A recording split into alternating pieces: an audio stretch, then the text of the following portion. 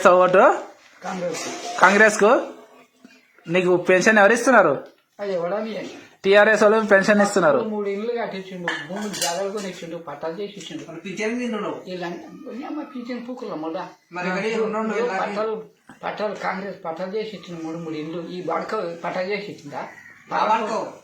పరంపూర్లో కూడా చేసుకునే కూడా ఎక్కని ఎవరు ఎక్కనియకు వచ్చిండ్రు? కేసీఆరా?